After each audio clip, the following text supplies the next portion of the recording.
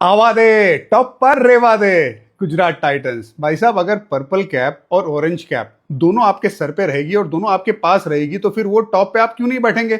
साई सुदर्शन और प्रसिद्ध कृष्णा, बल्लेबाजी गेंदबाजी एकदम कन्विंसिंग विक्ट्री केकेआर के सामने।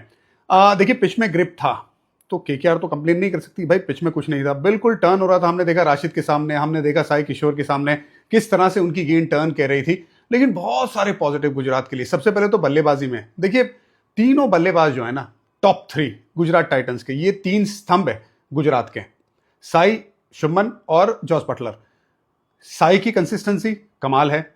आप पिछली 12 इनिंग में से 8 अर्धशतकीय पारी खेल लो आईपीएल में, unreal consistency, unbelievable number. Shubman Gill की शानदार 90 रन की पारी, शतक जरूर मिस किया लेकिन जबरदस्त बल्लेबाजी की। जिस तरह से अपनी इनिंग को ग्राफ किया, स्ट्राइक रेट को बढ़ाते गए, गेंदबाजों को जिस तरह से टारगेट किया, वो काबिले तारीफ। जॉस बटलर बढ़िया पारी खेली, तेज पारी खेली।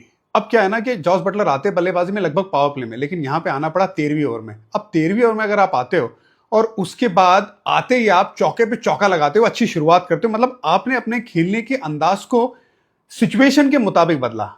यही अच्छे प्लेयर की निशानी होती है, जो जॉस बटलर ने किया। वो आंड्रे रसल को 3 चौके लगा दिए विकेट गिरने के बाद। अब आगे बात आती है कि किस तरह से फिनिश करते, तो बढ़िया फिनिश भी किया, लगभग 200 के पार पहुंच गए, 198 पहुंच गए और अच्छा फिनिश किया उस पिच पे। ये बहुत बढ़िया स्कोर जहां पे गेंद हल्की सी ग्रिप कर रही थी। अब जब बात आती है केकेआर की, देखिए आपके पास 6 बॉलिंग विकल्प है, लेकिन 4 जो मेन बॉलिंग विकल्प हैं उसके बाद 2 ऑलराउंडर है, मोइन अली और एंड्रे रसल। ठीक है, तो